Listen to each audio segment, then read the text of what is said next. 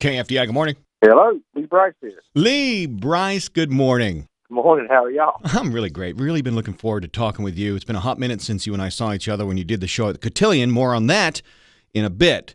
But I want to get to how I don't believe there are any sort of coincidences. And your new Christmas song, Santa Claus Was My Uber Driver, happened at it just kind of fell in your lap. Tell the story. I mean, dude, it's just one of the things you can't make up. I don't know, one of those zillion chances. The label called. They're like, man, we really want to get some new Christmas music from you. I was like, hey, I said, you know what? I said, I do too. I said, let me get in and do it. They said, hey, we got to have it really quick because we got to have it ready. You know, you have to get it all prepped and all the stuff to get ready to go out to, iTunes and the radio and all that stuff, right? Sure. And so they're like, so you got to hurry up and get it. I said, okay, I can knock it out. So I called my songwriter buddies, a couple of them. I said, hey, guys, look, I need to write a Christmas song, and I want to write something different. I have a couple ideas. Do y'all mind jumping on a plane and meet me? I'm already on the road. And I was already out on the Northeast, and I was headed down to Virginia Beach. And I said, hey, why don't y'all just meet me in Virginia Beach, and I'll be there the next morning, and we'll just ride, and y'all can hop the bus with me and come back to Nashville.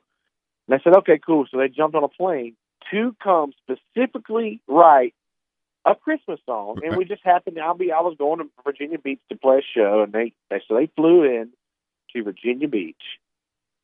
And I got a call from them at 12 o'clock, and they're like, hey, man, you're not going to believe this. And they had gotten off the plane.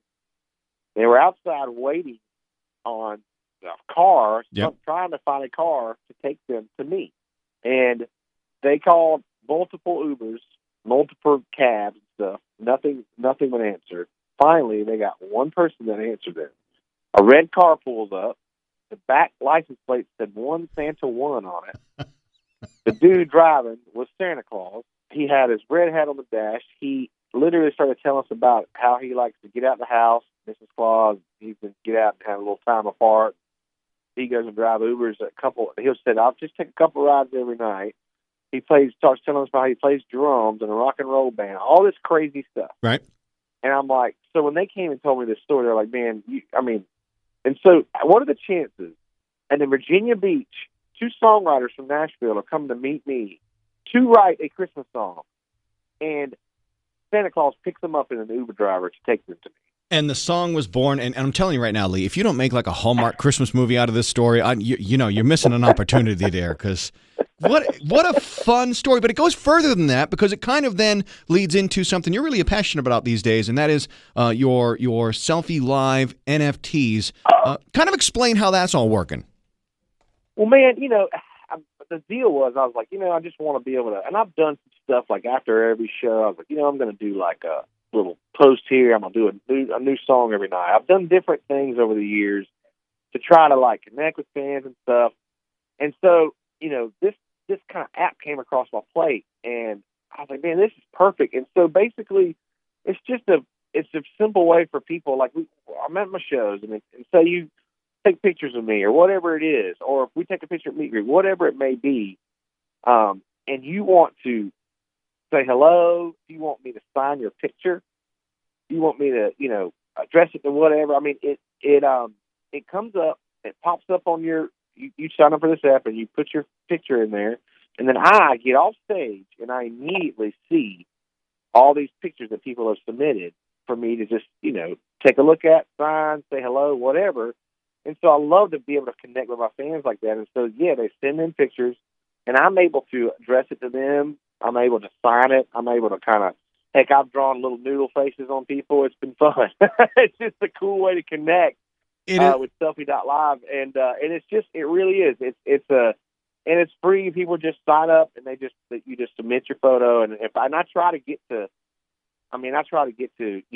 50 or 100 or a couple hundred, depending on how much time I got. But right after the show, I walk off stage and I see the picture you've taken right then and there, and connect with you. And I think it's pretty cool. And you keep on using the word connect, and I think it's really important because country listeners are notoriously loyal to the people they listen to. So this seems like a perfect fit and a very modern way, very current way, very now way to feel connected to artists like you. So I think it's really fantastic. Is the roster going to grow as time goes along, as far as who the artists are on this app? Yeah, absolutely. I mean, it definitely is. I think it's just too good of a thing to.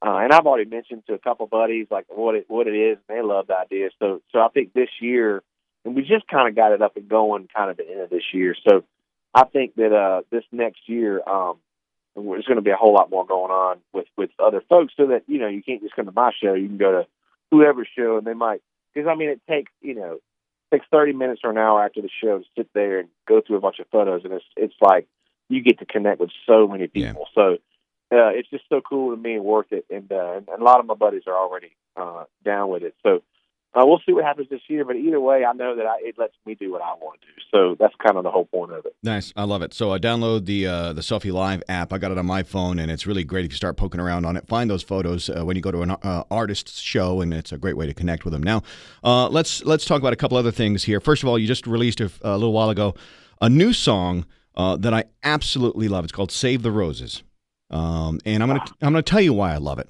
And I'm not looking to bring the room down, but you have a very special place in my heart for a memory that I share. When you were at the Cotillion, my late wife, Michelle, was standing next to you, and we were out back there, and you asked her to hold your drink. And you probably don't remember this because you do a million shows. And you asked her to hold your drink, and she asked what was in it. You said 7 and 7. And she drank the whole thing right in front of you.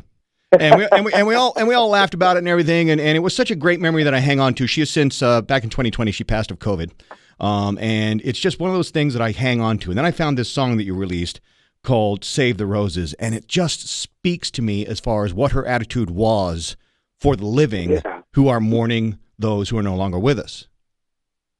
Yeah, I mean, so I was I grew up a younger cousin. Had a bunch of cousins, and a bunch of most of my aunts had boys, and so a lot of my cousins are all older boys. They were in their teens, and I was a kid, and so I grew up really just looking up to these guys, and so now we've grown up, gotten older, and so one of my cousins, Robbie, he passed away, and I went home to go to the funeral, and my Aunt Henry, she's my mother's oldest sister. She's the one who taught me to play piano when I was like 6 years old. Mm-hmm. But Aunt Henry just is a very amazing, positive, godly woman. And even though this was her oldest son that had passed away, my Aunt Henry got up there and really started to kind of speak a little bit, almost like it was a little bit of a sermon, and just talking about how Robbie lived life and how he lived it so well, and how he wouldn't want this moment to be a sad one. He would want it to be joyous because he's up there in heaven right now, and so but for her to be able to have that kind of outlook in that moment, with her son, I mean, I can't even imagine losing a child. I can't even imagine it. It's inspiring. And for her to have that attitude was it just hit me in that moment. I was literally in the pew, and I had my suit on, and and I'm looking around all my cousins, and we're all kind of big old redneck dudes with suits on, and just all of that just came together as far as a moment. Yeah. And that moment I just wanted to capture in time, and I felt like it said something really cool, and I looked around, and there were just there's not a lot of money in my family back home, and we were always struggling, kind of coming up, and sure. And they still, my family's still kind of that way back home, and so looking around at all the roses and all the money that was spent, I was thinking, they could use any little bit they got. I was thinking, Robbie would be like, man, what are all these flowers doing here? Right. No. So it just spoke to me in that moment, and I just wanted to savor that moment and remember it for a reason. And so that's where the song came from, and it's been really special. It was so special to write it in that moment with my friend. And because I was like, it's a cool moment, but let's maybe figure out some cool way to write it. And my buddies were like, "Nah, dude, like we gotta write exactly what you just said." Yep, you captured it perfectly. So that's what we did. Yeah, we just wrote it exactly what happened, and I think it turned out special. Yep. So I'm glad it speaks to you, and hopefully it speaks to a lot of people. Yeah, for sure. What do the kids want for Christmas? Man, what do they not want? Okay. I mean, honestly, no, they're really not. They're not they're not bad. You know, they're so blessed. You know, and they really do act like it. You know, in a lot of ways. I mean, they're still kids, and they have. You know, we have to remind kids to be appreciative of everything. But you know, there's RC cars that are always talked about. Sure. You know, my middle son really just loves mechanical stuff and remote control stuff and boats and cars and stuff like that. So, Love it. you know, that's kind of on the top of his list, and truly wants a yo-yo. Oh, nice. Okay. Hey, look, old school with that yo-yo. Yeah, old school. I Yeah, love well, that. to them, it's like this crazy technology, right? I love that. I love that. That's fantastic. But, yeah, so they're doing well. I mean, you know, Riker actually, it sucks. It's like this is the week that kids are all out of school, and Riker's been kind of sick for the last couple of days. Oh, so, man. Just, you know, regular old stuff that's going around, Sure, you know, sure. but still, so, you know, but hopefully he'll get over the next day or two and we'll be good for Christmas. But everybody's doing well, and Christmas is really fun to be here. We're looking forward to, hopefully they get better. We're going camping after Christmas. Nice. Then we'll get on a boat, go down to Florida. So I have a little bit of time together before I hit back next year. Yeah, sure. I love following your family pictures on social media because you got one of those beautiful families that belong in those frames that you buy at Kohl's or something. You don't know who that family is, but like, dang, that's a beautiful family. That's every time I see your pictures. Yeah. All right, finally, on a scale of 1 to 10, 10 being amazing, 1 being absolute hot garbage, how good are you at wrapping presents? You know, I think I'm really good. Because I was taught by somebody one time. While I wasn't taught, I saw it, and they just kind of tore the paper, and it was artistic. Mm-hmm. And I consider myself artistic. Sure. So I kind of get away. Yeah, I get away with like just tearing newspaper and wrapping it up and going. And people are like, "Oh, this is a good wrap job," and I'm like, "Isn't it though?" Yeah. And it's like just kind of torn edges and Look, either paper bags or newspaper. I love it. All right, listen, Lee Brice, your new Christmas song with a great story behind it. Santa Claus was my Uber driver. You're also working that selfie.live app with the NFTs for the country audience, and a great way to engage with them. Lots going on in your life. Looking forward to new music for you in 2023, and Merry Christmas to you and your family. Merry Christmas, y'all, and have a good day and have a good holiday. And I appreciate you having me this morning, and we'll catch up soon. Okay. Love it. Thanks, Lee.